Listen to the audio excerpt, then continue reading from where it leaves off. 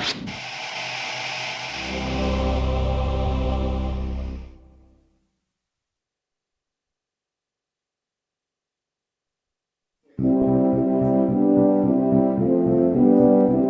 the past few years, Ricky Gervais, Stephen Merchant, and Carl Pilkington have been meeting regularly for a series of pointless conversations. This is one of them. Testing. Is that all right? Hello and welcome to the Ricky Gervais Show with me, Ricky Gervais, Stephen Merchant. Hello. And the little round-headed buffoon that is Carl Pilkington. All right.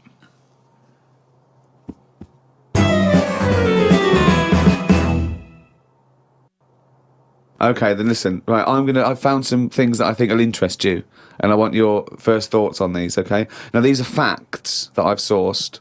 Okay. What's the actual topic? Well, you love animals, don't you? You're interested in animal facts. Some of them. I don't love them. Some of them fascinate me and stuff, but a lot of them also get on my nerves. I don't know how an animal can get on your nerves. They just do. Okay, then here you Right. go. There's a frog, Carl. Just a little frog, a poison arrow frog, that contains enough poison to kill over 1,000 human beings. Why is it that annoyed? It's not annoyed. Well, why is it going about killing 1,000 people? No, it has the potential to. It has enough poison, it has enough toxin in it that could kill 1,000 human beings. But does it need that? Whereabouts is this? Where's it living? Rainforest, I think. And does it need that sort of power? Is it in that much? Is it getting threatened a lot? Is what I mean. Well, no, because it's saying, don't come near me, and it shows it with its colours. It's got the colours that say it doesn't want to be eaten. It doesn't want people to chew a bit, right, and go, oh, I'm an idiot. It's saying, look at my colours, don't eat me. You don't want to come near me. But then why give it bright colours? Because now it's standing out. Yeah, and it's going, don't eat me. Yeah, but make it a colour that fits in, like camouflage. Why make it orange? Of course it's going to stand out, and then they'll attack it, and then it'll turn around and bite and kill 1,000 men or whatever. No, it doesn't bite. It's the fact that if you were to eat it, you would die. Yeah, but who's going to eat it? Well, things that eat frogs. The French. And they go, sacre bleu! You have killed me and 999 of my friends. But why is everything like surviving like this though? I thought it was all about survival of the fittest, not the one who looks the hardest. Well, but survival of the fittest is whether you're chosen or not by nature. No, but I'd survive if I could go about killing 1,000 men at one bite. It's not fair. It doesn't bite. It's well, whatever. If it licks you or whatever. But no, it doesn't not if it licks you. If you lick it. Well, I'm not going to lick it. It's not going to happen. I will not be licking a frog. So it's of no danger to me. So I could still kill it, and there's no chance. At no point am I going to lick a little frog's head. Not when it's alive or when it's dead. I love the fact it's all about you. It's all about how it relates to you. And he's annoyed that they're getting away with something. He doesn't like any sly animals. He doesn't like animals hiding. He wants them hide. He doesn't want animals killing things. Then he wants them to kill things. He doesn't know what he wants. When they say survival of the fittest, they don't mean that, say, lions have been working out in a gym. It means the fittest gene pool, and the fittest gene pool is a gene pool that's still around.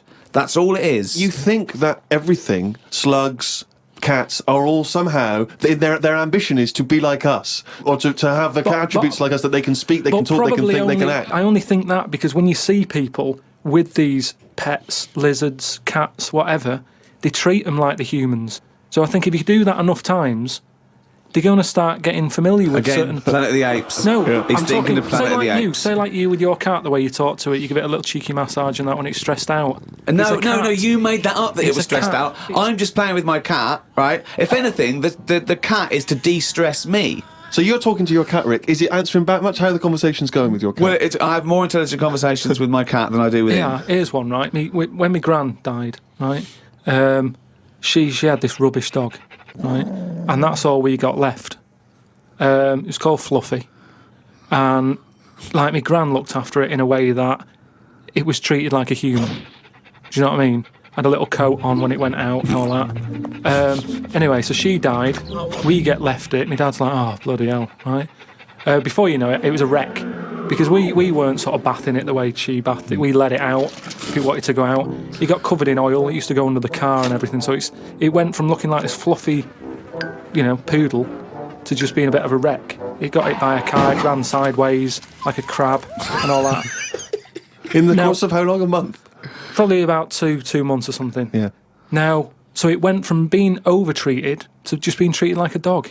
Yeah. But a dog isn't, is not a indigenous species anywhere. We sort of bred those from, but jackals change it. All and I'm saying wolves. is change it. Take away the dog thing.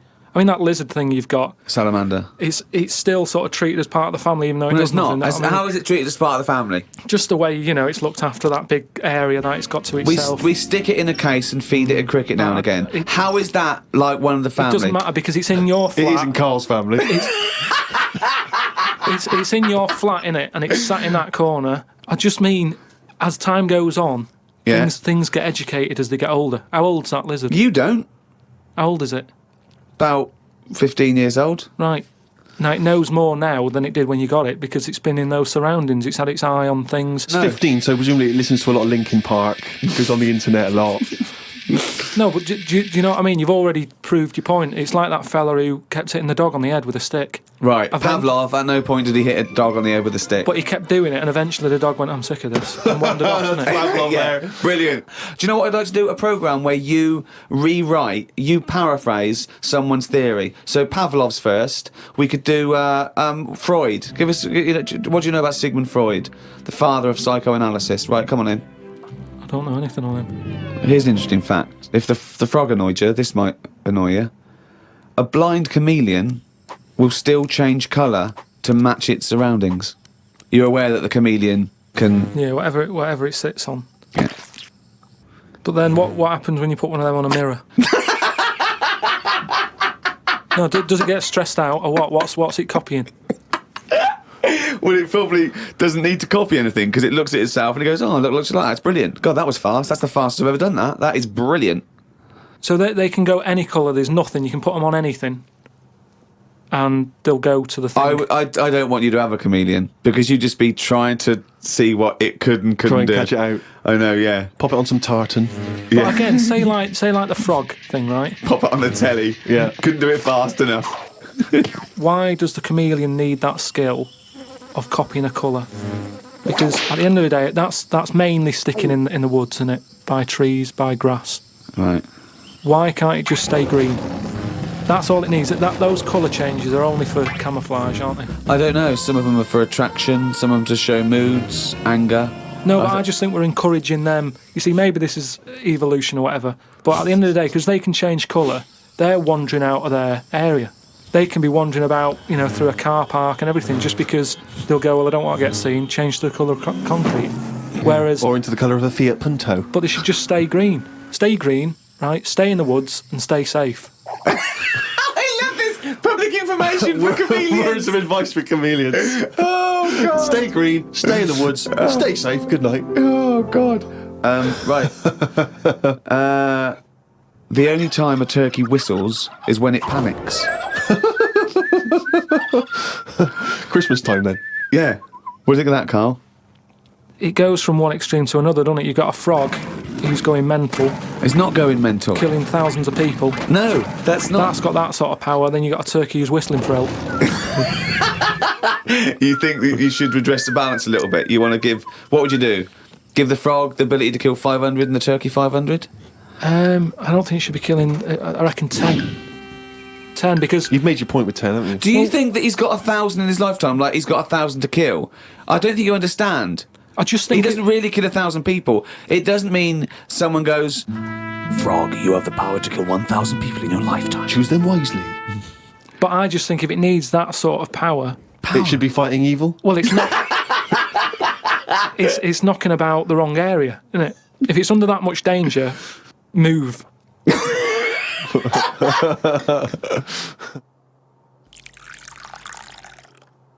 I was thinking the other day about, your body and everything, because it is amazing, isn't it? How it works. Oh, yeah, yeah. Does the brain control you, or are you controlling the brain? I don't know if I'm in charge of mine. Nor do I, There's a surprise. Nor do I, No, do you know what I mean, though, by that? Does the brain control you, or do you control the brain? Like, don't you ever sort of think sometimes? Say if you're making, But you I are was the making, brain. No, but I was making a shopping list, right? Going right, I need some rice, kidney beans, and I thought I had everything, and I sort of was rolling up the paper, and then something went, oh, an onion. Your brain did something that. went an onion. Was it Suzanne? No, well, my brain sort of went, you forgot something. Yeah. I didn't think I'd forgot. I was No, you are your brain. No, but don't you understand? My brain I was in control of my brain when I was writing down rice and kidney beans. But you're not in charge of the onion. That's another part of the brain that's in charge of the onion. The onion sector. Yeah. No, but I put the paper away, putting my coat on, ready to go and get the rice. Yes, but your onion lobe kicked in. What? So you put the paper in your pocket, you got the coat on, then you just suddenly hear Then from it nowhere, was just like onion. Yeah, I'm not even thinking about that shopping list. It's in my pocket. I'm thinking, do I need my gloves? It's cold out. Yeah. Suddenly, onion. And it was like, oh yeah, onion. Yeah, I had to get the paper out. So what I'm saying is, who's in charge?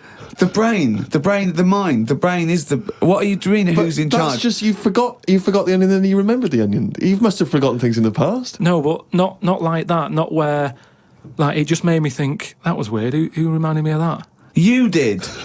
Yeah, but I'm not. No, you are your brain. It's not like there's you, then there's a brain, then there's an extra one looking down at it. Oh, the meta brain, the thing above it. No, but your brain. How does your brain work? You give it information, don't you? Well, it takes. Do you mean you give it information? Well, It's doing it, if isn't I it? sat in a room with nothing, not feeding it anything, it wouldn't know anything. No, but there's this thing But that there's then- two yous. It's this thing that there's There's this. Carl and Carl's brain. Yeah, there's not a duality in this. If you go, come on, now think. That's the brain saying that to itself. It's not. There's not two people in there having an argument. Come on, brain. And the brain's going, oh, don't you start, I was thinking then. And the other thing's going, brain, onion. And the brain goes, Carl, onion. You are your brain. If you are anything, you are your mind, your brain, your collection of memories, your personality. You're not what you look like. Does that answer your question, Carl? What did you think of then? You were thinking of a tortoise on a skateboard then when I did that last sentence, weren't you? You know, whilst you've been working on that, I've been travelling about a bit. Went to Dorset, right? Nice beach there. And you know those huts you get? Like a hut on the beach, and where you get changed? you can get changed in it, but they're better than that. It's like you can put a telly in it, sofa if you want. Oh, you don't mean the Victorian changing hut? Yeah, You those mean sort like of things. It's sort of bigger than that. Yeah. And we're walking down there, and there's a really sort of big fat family in one of them. There's about 4 of them, and you could tell that they've never had a game of anything. Do you know what I mean? They just sit down there, eating ice cream, looking at the sea and what have you. And the weird thing is, the little fat kid, the youngest one, who must have been, I don't know, about 8, he was really fat to the point of you couldn't see his neck. Yeah. And he sat at the front of his mum and dad and his older sister. He sat there and he had a frisbee, and I thought, look, they don't want to play with him. I mean, that's an active game to play, isn't it? Yeah. Frisbee. As we got closer, he was just using it to eat Maltesers out of. I just thought, even again, you know, the one active thing he's got is using it to eat out of. Yeah. Extraordinary. And that just sums up what people are like now when it comes to keeping fit and activities. Oh, that's fantastic. One thing I've noticed, that because I occasionally go to the gym, and you know those guys who work out constantly to give themselves extraordinary physiques. Just they're on the trip, they're on the weights, and they're really. I notice in the summer particularly, those guys cannot wait to get their shirts off. Yeah. Everywhere you see, they're walking around. If they've got a good torso, they are walking shirts off. Even I think if you go to nightclubs, I notice there's always one guy who's thinking, well, I have put so much work into this body, I have got to get my shirt off on the dance floor. A vest, yeah. And it comes straight off. A brand new tattoo. I'm not covering that up. Exactly. I've paid a lot for it. Let's see it. Yeah. But that's what we were saying about bodies. I can't remember why we were talking about it. We've got to a point in science now that you can change your head. Right? No, well, that doesn't make any sense at all. It was a program on. It was done in the 50s or 60s where they stuck a monkey's brain on a stick and had it wired up and it still worked. Right. Right. Okay. And that was in like the 60s or right. whatever. Okay. Well, So- to say to change your head makes no sense at all. Because if you put a different head on a different body, you're changing the body. Yeah, I know. Well, that's what I'm about to say to you, though. What? That's what I'm saying. That I'd be more confident if I had someone else's body Because if anyone dissed it, I can go, I know, it's bad, isn't it? But it's What not are you mine. talking about? What it's like, say, As opposed to someone else's head? yeah. Well, What, it you'd wouldn't be rather- me, would it? The head is me. Well, of course it is. That's what I Yeah, mean. yeah, So the what do you head's mean? me. You'd be happier having someone else's body? What, than your own? What I mean is, say if you're wandering about, for some reason, there's an incident. You have to take your top off and that, and everyone's looking at you, right? And you're a bit sort of, you haven't got the muscles and that, you haven't got the six-pack, All right. which isn't that nice anyway. I don't know why that's become a nice thing, really, seeing the insides of you. You might as well. I mean, I know I came up with the see-through skin idea, but it's a bit weird, isn't it? You can see stuff. No, it's the muscle in front of the... No, it's not. It is. Sometimes you It's can not see, the- It's not the tubes. outline of your No, you organs. can't see tubes. You can see tubes and veins and stuff. Well, you can see veins. Yeah, well, I don't want to see that. That's why we've got skin over it. Is Well, what stop I mean. looking at naked men then. Why No, you but keep- sometimes you can't help it because it's been hot, and like you say, there's people walking about with vests on and that. So anyway, what I'm saying is, say if some incident happened, I'm walking about with my top off. Right. Girls are laughing at me, right? Why? Don't know, they might. Yeah, go on. So they wouldn't look at your body, they'd all look at your head. So what I mean is, Yeah, rewind that, right, and imagine all that happens again, but I've got someone else's body. right. Whose body? Just some fella who's died, and my body was injured, and they said, we've got a new body in. You can Right. have it. We'll Yeah. stick your head on it. Yes. Yeah. Now, say if They're laughing at you. they are laughing at the they're body, laughing yeah. at the body, but at least I'd be able to sort of go, I know it's a mess, but it's not mine. At least I don't have to claim ownership. So all of this extraordinary technology that can make put one head on another person's body, is so you can go, it's not my body. No. But it's not your own. I'm not being funny though. So if you have a body transplant, right, and you're there, you're at home, naked, you look down, Yeah. lovely penis and a set of testicles, Yeah. right? What do you do with them? What do you mean? What am I doing with them? Wow. Do you like them? Well, you wouldn't mess about with them as much as if they were your own.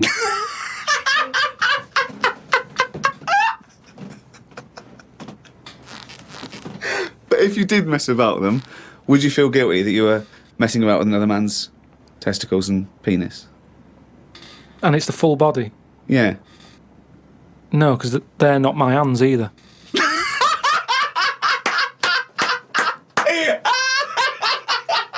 You're a genius. You're a fucking genius. So what you're doing is watching someone else wank. Yeah.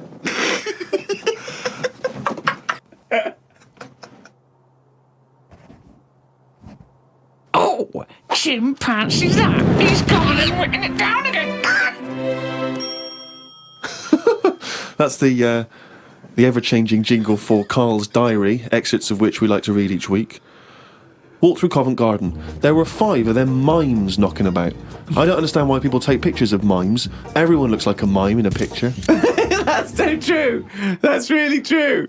If the point is they're staying still, if that's their skill, a picture won't tell that story. That's absolutely true. My dad took the cat to be put down today because it kept bumping into things since losing its sight. My mum said she's not going to get another one. She said the parrot is looking worried as it's seen the budgie and the cat go in the space of 3 months. Your mum said the parrot's looking worried. What happened to the cat then? It gets into a lot of fights. It lost one eye, and then it got into another fight and lost another. Oh, and it was no. just walking around bumping into stuff. The vet sort of said, "Oh, we can do stuff to keep it alive and all that," but it's a bit out of order, isn't it? Because it costs a fortune. They shouldn't tell you. But Mum and Dad can't afford to have eyes put on it and stuff. no, you can't have eyes put on a cat No, anyway. but they said, "Oh, we can do something here. We can What? have its eyes sorted out." But I don't think you should be allowed cats. Why? Not the Pilkington family. Why not? Well, They they have keep good dying. lives. Yeah, I know, but they have good lives whilst they're still knocking about. It's just that we get through them. It's a good job you're not going to have kids. Oh, God almighty. I can't believe it. A mate sent me a story on email about a bloke in China who has this weird illness that means he can't have his picture taken. That's not the weird bit. If he tries, his body doesn't appear in the photo. Don't talk shit. He has had group pictures taken and everyone appeared apart from him. Don't talk shit. The That's story bollocks. had a picture next to it of a family photo and it said he was stood at the back, but you couldn't see him. Right, he wasn't in the picture. He was in the picture. No, he wasn't in the picture. We've done loads of tests and stuff. No, on him. I haven't done loads of tests. This is bollocks. There's no way this is scientifically possible. What's his want? Yeah, now he's wanted. Just a white bit of paper up on the police wall. Have you seen this man? What man? If you see him, tell us. You're talking shit. Suzanne watched the film You've Got Mail tonight for about the 14th time. I don't think you could properly fancy someone without seeing them, unless you're blind. I think it's odd when blind people have affairs. Why is that odd? Just because most stuff is based on looks, isn't it? So you think once they've found someone, they're happy with them, stick with them. But no, it's not true. I mean, most things are based on looks. What I mean is when you first like meet someone and that. Well, initially it's only looks because Yeah. you don't know them. So that's what I'm saying. But that's a ridiculous thing to say, isn't it? Well, no, it's just what I think. I'm not saying that's like facts or anything. I'm just thinking if you're blind, why mess about? You're still basing on it if it's only looks that Yeah. people find. What? Yeah, I'm just saying. So why is a blind person messing about having an affair? Because I'm saying that presumably that blind person isn't basing anything on looks. I just all right. I mean, maybe that's not. I mean more like. Do you want me to cross it out? Shall I cross it out? Because Well, it's just the same way. I think I put how people. I read something in a Sunday paper once with some bloke who was going out with some woman. He ended up going out with a sister who was a twin. If you're gonna have a change, have a change. Spoke to Ricky about trips to the moon. He was up for going just to see what the world looks like. I came up with the idea of a giant mirror on the moon that would reflect the world back. He had a few questions, but I had the answers. Yeah. He changed the subject. I won. Right. My first question was, how would you get it up there? He said, bit by bit. That'd be a good mirror then, wouldn't it? I said, how big would it be? He went, you'd still need a telescope. I said, how would you get it on the right side of the moon, always facing the right? He went, what? He went, does the moon move then? I went, yes. And if we don't like the mirror on the moon, we can always wallpaper over it. It's Suzanne's birthday tomorrow, so I've got to get her something. I sometimes think it would be best if we didn't celebrate birthdays. I think people would live a bit longer if they didn't know how old they were. Age puts restrictions on things. She said something about wanting one of them posh badges to put on her coat. I will look for one later. I love the fact that around the time that you've got to buy Suzanne her birthday present, you think that birthday presents are a bad idea. Got up early, it's Suzanne's birthday, gave her the card and present. She was well happy with her posh badge. She wore it to work. It's quite nice to hear a moment where she was actually happy for once in your company. They always say when you get someone a present, you should buy them something they wouldn't buy themselves. Daft rule. I want something I would buy myself if I had the money. When I was young, me Auntie Nora got me a present I wouldn't buy myself. It was a t-shirt with her face on.